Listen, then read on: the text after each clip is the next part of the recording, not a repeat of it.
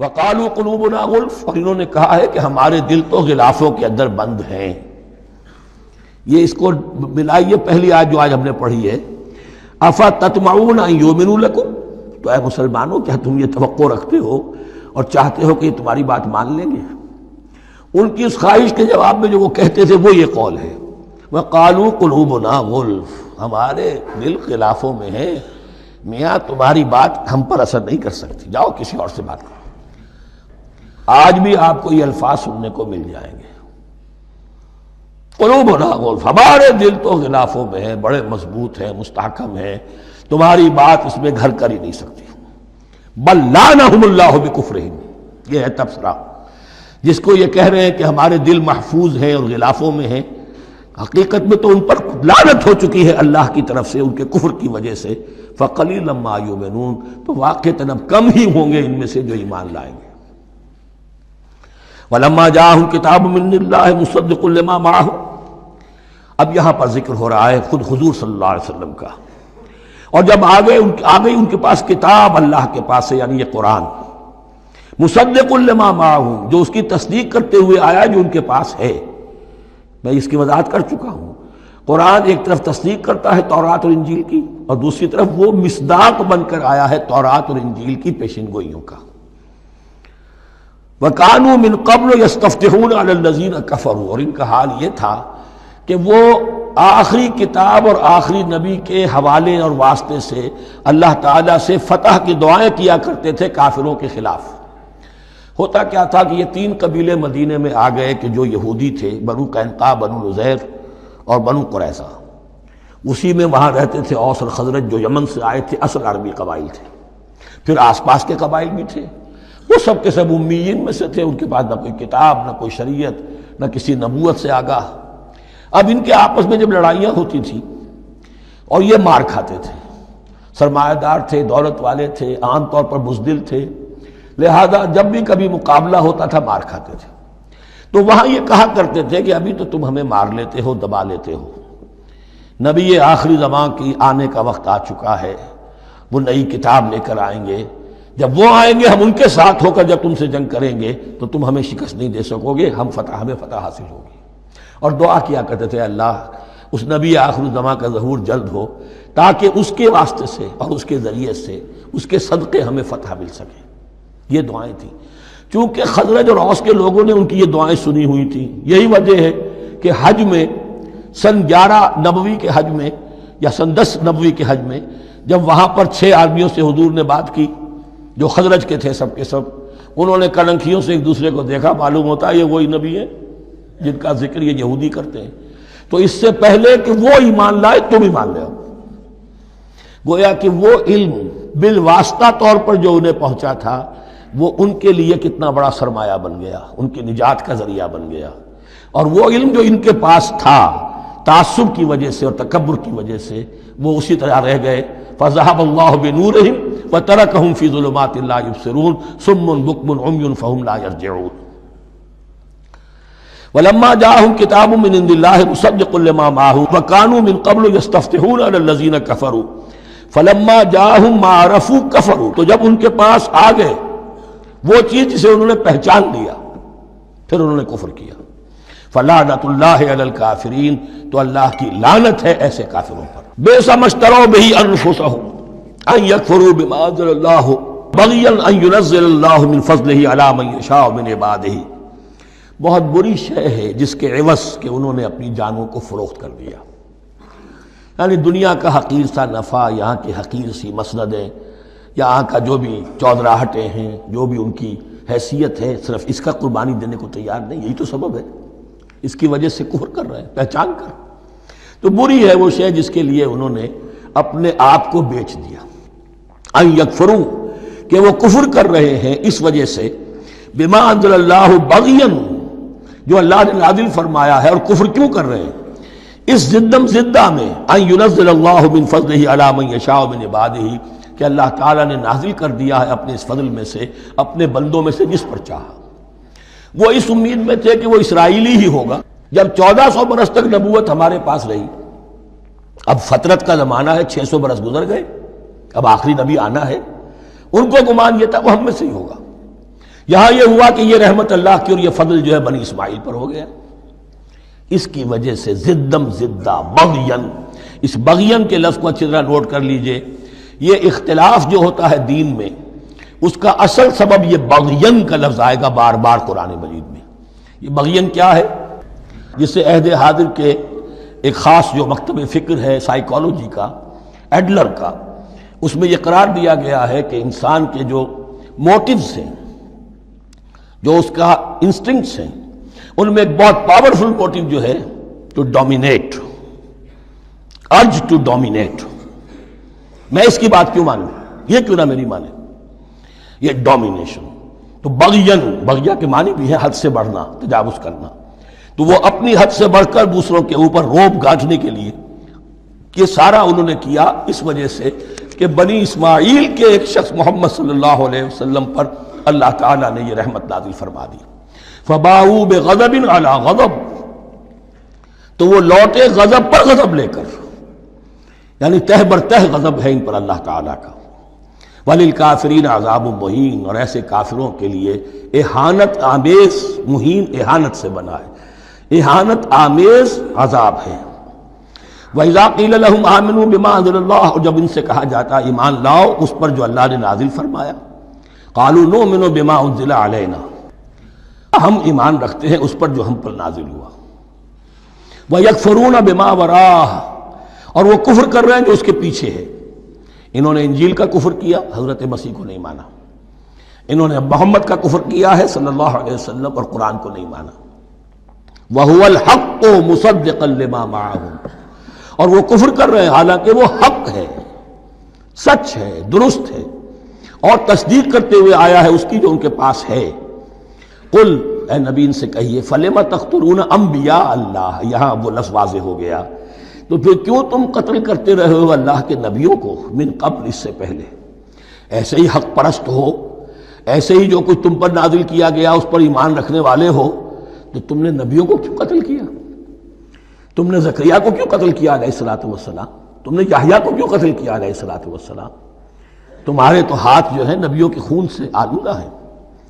فَلِمَ تَقْتُلُونَ أَنبِيَاءَ اللَّهِ مِن قَبْلِ إِن كُنتُم مُّؤْمِنِينَ، اگر واقعتاً تم ایمان والے ہو. وَلَقَدْ جَاءَكُم مُوسَىٰ بِالْبَيِّنَاتِ، تمہارے پاس موسیٰ آئے تھے کھلی تعلیمات لے کر، واضح معجزے لے کر. ثُمَّ اتَّخَذْتُمُ الْعِجْلَ مِن بَعْدِهِ، پھر تم نے اس کے بعد اس کی غیر حاضری میں بچڑے کو اپنا معبود بنا لیا. وَأَنْتُمْ ظَالِمُونَ، اور تم ظالم ہو. وَإِذْ أَخَذْنَا مِيثَاقَكُمْ وَرَفَعْنَا فَوْقَكُمُ الطُّورَ، یاد کرو جب کہ ہم نے تم سے عہد لیا تھا اور تمہارے اوپر کوہ طور کو معلق کر دیا تھا. خُذُوا مَا آتَيْنَاكُمْ بِقُوَّةٍ، پکڑو اس کو مضبوطی کے ساتھ جو ہم نے تمہیں دیا ہے. وَاسْمَعُوا، اور سنو. قَالُوا سَمِعْنَا وَعَصَيْنَا، انہوں نے کہا ہم نے سنا اور نافرمانی کی. یہ ان کی ایک اور بیماری تھی، الفاظ کو ذرا سا چکر دے کر ایسے پڑھنا کہ مفہوم جو ہے بالکل بدل جائے. کوئی اعتراض کہے تو کہے گا کوئی شخص کہ اپنے کانوں کا جا کے میل نکلوائیے، میں نے تو اطعنا کہا تھا، آپ کو عصینا سننے میں آ گیا. لیکن وہ اپنے لوگ جو ہوتے تھے ان کے منافقوں کے، اور آپس میں جو ہوتے تھے وہی منافق اس وقت حضرت موسیٰ کے ساتھ کردار تو ایک ہی رہا ہے ہمیشہ سے. اس کردار کے لوگ جو ہیں یہ حرکتیں کرتے تھے، اور پھر ان سے سرزنش کی جاتی کہ بھائی ہم نے تو کہا تھا سمعنا واطعنا، آپ کے اپنی سماعت میں کوئی خلل ہوگا. قالوا سمعنا وعصینا، ہم نے سنا اور ہم نے رد کیا، نافرمانی کی. وَأُشْرِبُوا فِي قُلُوبِهِمُ الْعِجْلَ بِكُفْرِهِمْ، اور ان کے اس کفر کی پاداش میں یا کفران نعمت کی سزا کے طور پر ان کے دلوں میں بچھڑے کی محبت اور تقدس جو ہے وہ پلا دیا گیا. قُلْ بِئْسَ مَا يَأْمُرُكُمْ بِهِ إِيمَانُكُمْ إِن كُنتُم مُّؤْمِنِينَ، کہیے ان سے بری ہیں یہ باتیں، برا ہے وہ جس کا کہ حکم دے رہا ہے تمہیں تمہارا ایمان کے ساتھ یہ حرکتیں. ان کنتم مومنین، اگر تم مومن ہو تو کیا ایمان کے ساتھ یہ حرکتیں ممکن ہوتی ہیں؟ قل ان كانت لكم الدار الآخرة عند الله خالصة من دون الناس فتمنوا الموت ان كنتم صادقین. پھر یہ ایک یونیورسل ٹروتھ آ رہا ہے بہت اہم، اس کو کرتے ہوئے خود انٹروسپیکشن کی ضرورت ہے پڑھتے ہوئے، کیونکہ ان کا یہ خیال تھا نحن ابناء اللہ واحباؤہ، ہم تو اللہ کے بڑے چہیتے ہیں، بڑے لاڈلے ہیں، اولیاء ہیں، ہم پسندیدہ لوگ ہیں. We are the chosen people of the lord, یہ ان کا کہنا جو ہے یہ تو ان کی بڑی کھلی بات ہے. اور ان کا کہنا ہے کہ آخرت کا گھر تو ہمارے لیے ہے ہی ہے، اٹھا لو۔ اب دیکھیے لٹمس ٹیسٹ ان کے سامنے رکھا جا رہا ہے، لیکن یہ لٹمس ٹیسٹ میرے اور آپ کے لیے بھی ہے۔ قل ان کانت لکم الدار الآخرۃ عند اللہ خالصۃ من دون الناس، اے نبی ان سے کہیے کہ اگر تمہارے لیے آخرت کا گھر اللہ کے پاس خالص کر لیا گیا ہے دوسرے لوگوں کو چھوڑ کر، یعنی تمہاری ریزرویشن ہو چکی ہے وہاں، تمہارے لیے تو جنت ہی جنت ہے، فتمنوا الموت ان کنتم صادقین، تو اگر تم سچے ہو تو تمہیں موت کی تمنا کرنی چاہیے، موت کی تمنا کرو۔ اگر اتنا ہی یقین ہے جنت میں داخل ہونے کا تو دنیا میں رہنا تم پر گراں ہونا چاہیے۔ یہاں کی تو بہت سی کلفتیں ہیں، بہت سی محنتیں ہیں، مشقتیں ہیں، کتنی کتنی کوفت اٹھانی پڑ جاتی ہے۔ یقین اگر ہو کہ آخرت ہے اور وہاں میرا مقام جنت میں ہے تو زندگی تو لائبلٹی معلوم ہونی چاہیے، ایسٹ معلوم نہیں ہونا چاہیے۔ پھر تو دنیا سجن نظر آنی چاہیے، جیسا کہ حدیث میں فرمایا گیا الدنیا سجن المومن و جنت الکافر، یعنی کم سے کم یہ کہ دنیا میں زیادہ رہنے کی آرزو تو نہ ہو، یہ کم سے کم ہے۔ آخرت پر ایمان، اور اگر اپنا معاملہ اللہ کے ساتھ خلوص پر ہے، دھوکے بازی پہ نہیں ہے، بل الانسان علی نفسہ بصیرہ، ہر انسان کو معلوم ہے میں کہاں کھڑا ہوں۔ آپ کا دل آپ کو بتا دے گا آپ اللہ کے ساتھ دھوکے بازی کر رہے ہیں یا آپ کا معاملہ اللہ کے ساتھ خلوص و اخلاص پر مبنی ہے۔ اگر یقین ہے کہ خلوص و اخلاص پر ہے تو پھر تو یہ ہے کہ زندگی ایسٹ نہیں لائبلٹی، اور دنیا باغ نہیں قید خانہ نظر آنا چاہیے، اور اس میں انسان رہتا ہے ایک مجبوراً، اللہ نے بھیجا ہے رہنا ہے، جو اس کی طرف سے ذمہ داریاں عائد کی گئی ہیں وہ ادا کرنی ہے، لیکن یہاں رہنے کی خواہش یہ اگر ہے تو یا تو آخرت پر ایمان نہیں یا اپنا اللہ کے ساتھ معاملہ خلوص اور اخلاص پر مبنی نہیں۔ دس از دی لٹمس ٹیسٹ۔ فتمنوا الموت ان کنتم صادقین ولن یتمنوہ ابدا، اور یہ ہرگز نہیں کریں گے تمنا اس کی، موت کی، بما قدمت ایدیہم، بسبب ان کرتوتوں کے جو ان کے ہاتھوں نے آگے بھیجے ہوئے ہیں۔ ہر شخص کو معلوم ہے میں نے کیا کمائی کی ہے، کیا بھیجی ہے۔ واللہ علیم بالظالمین، اور اللہ ان ظالموں سے بخوبی واقف ہے۔ وَلَتَجِدَنَّهُمْ أَحْرَصَ النَّاسِ عَلَىٰ حَيَاةٍ، اور تم انہیں دیکھو گے اس دنیا کی زندگی پر تمام انسانوں سے بڑھ کر حریص ہے۔ وَمِنَ الَّذِينَ أَشْرَكُوا، یہاں تک کہ مشرکوں سے زیادہ حریص ہے۔ اور یہ بات صحیح ہے، اہل ایمان کے ساتھ مقابلہ مشرکین نے کیا، کھل کر میدان میں آ کر کیا، ڈٹ کر کیا، اپنی جانیں اپنے باطل معبودوں کے لیے قربان کی۔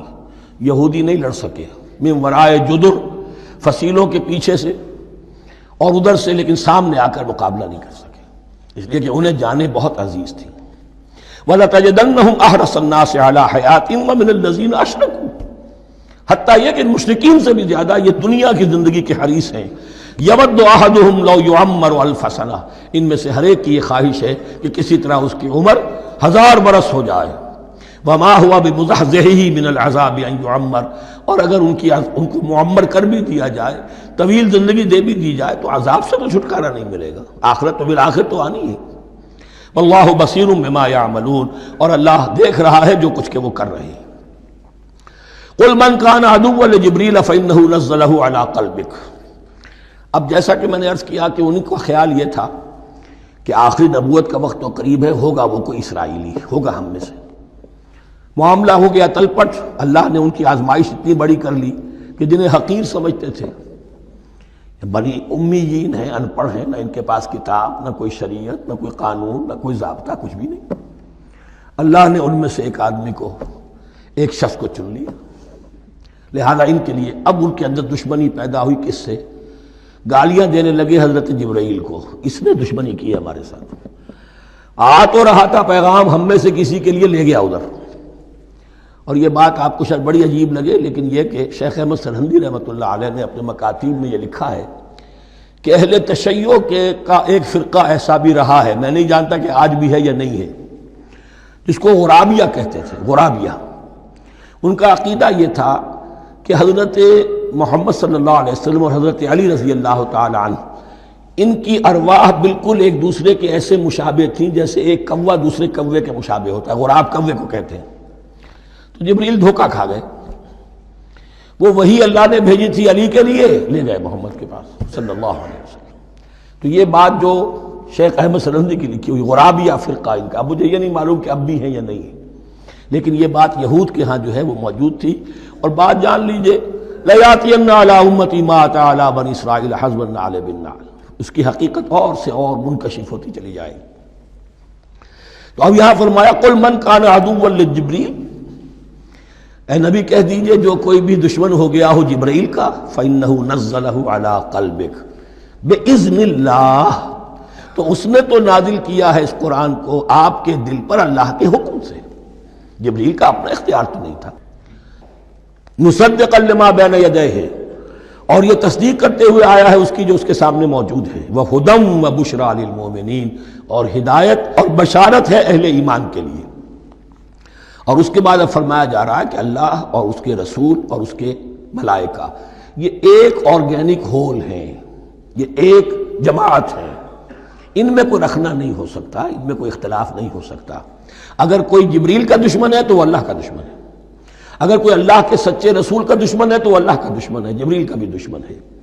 من کان عدوا للہ وملائکتہ ورسلہ وجبریل ومیکال فإن اللہ عدو للکافرین. تو کان کھول کر سن لو، جو کوئی بھی دشمن ہے اللہ کا اور اس کے فرشتوں کا اور اس کے رسولوں کا اور جبرائیل کا اور میکائیل کا، تو اللہ تعالیٰ کی طرف سے بھی اعلان ہے کہ اللہ ایسے کافروں کا دشمن ہے.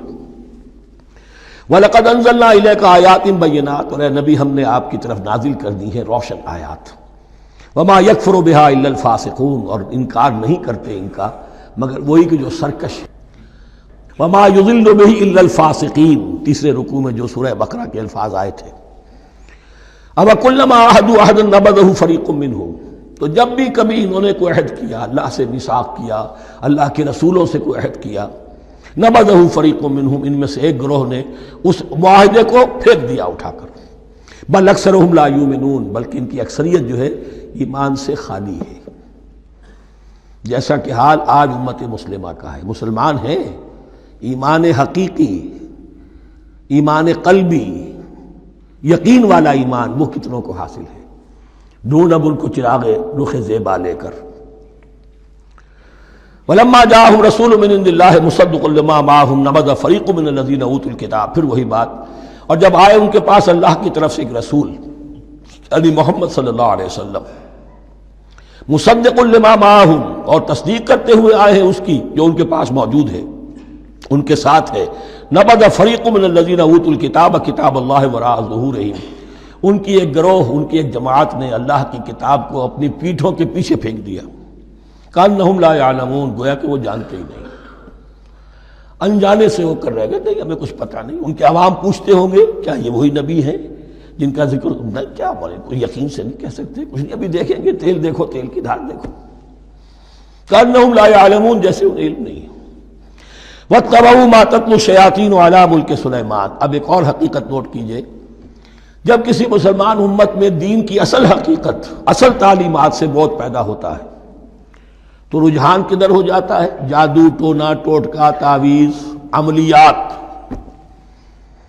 قرآن کی عملیات.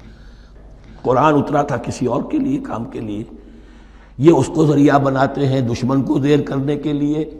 محبوب آپ کے قدموں میں آ کر گرے گا، عمل قرآنی ہے، اتنے 100 روپے کا آپ لے جائیے تو مل جائے گا. یہ دندے ہمارے ابھی چل رہے ہیں، خوب چلتے ہیں. اور میں سمجھتا ہوں کہ سب سے زیادہ فلرشنگ کاروبار جو ہے وہ اس طرح کا ہے. ہینگ لگے نہ پھٹکڑی، نہ آپ کو کوئی اس میں محنت کرنے کی ضرورت ہے، نہ اس کے اندر آپ کو انویسٹ کرنے کی ضرورت ہے، اور کاروبار چلتا. تو وہاں بھی کیا ہوا، واتبعوا، جب دین کی اصل حقیقت کو دور پھینک دیا، انہوں نے پیروی کی اس کی ما تتلو الشیاطین علی ملک سلیمان، جو شیاطین جن جو تھے.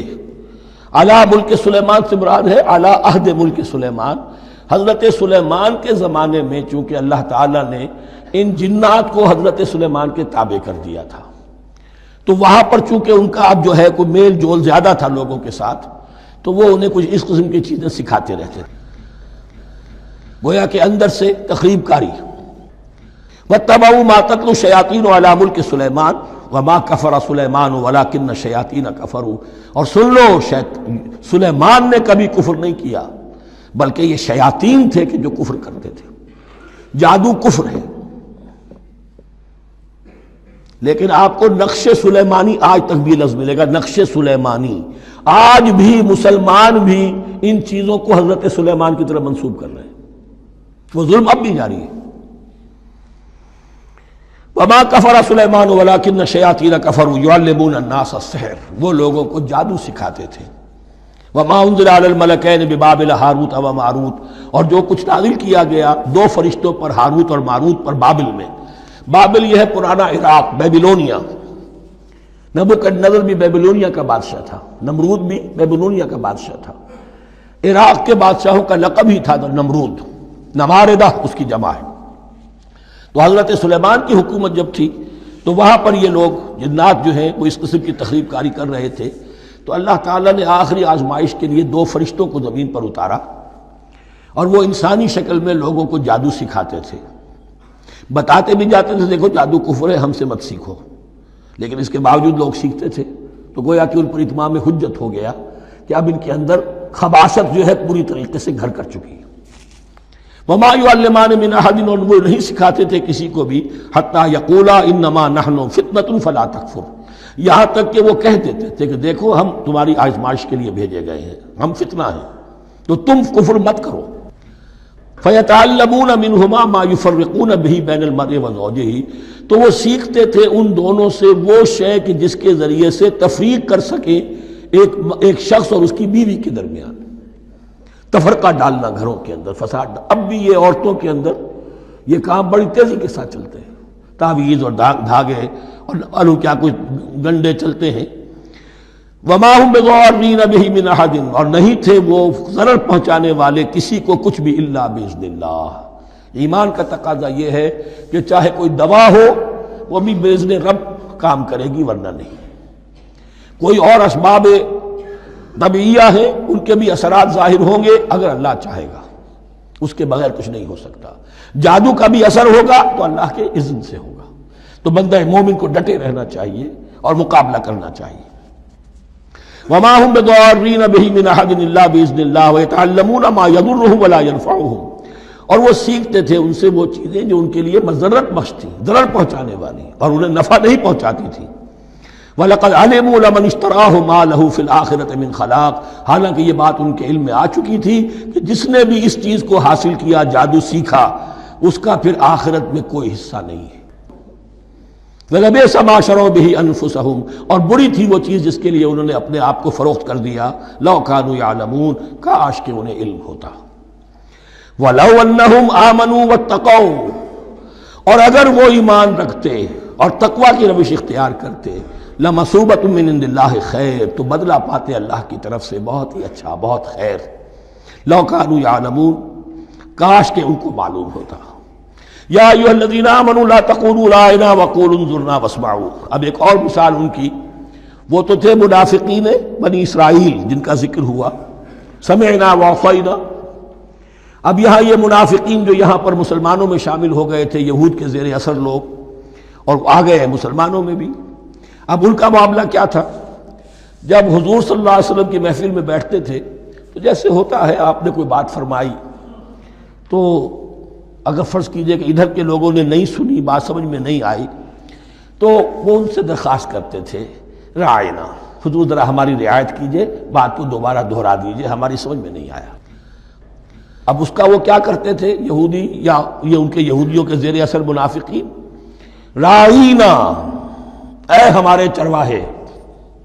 گویا کہ دل میں خوش ہو رہے ہیں، خباثت نفس اس کو غذا مل رہی ہے، ہم نے تو رعاینا کہہ دیا. کسی نے اگر ٹوک دیا، بابا میں نے رعاینا کہا تھا، معلوم ہوتا ہے آپ کی سماعت میں کوئی خلل پیدا ہو چکا ہے.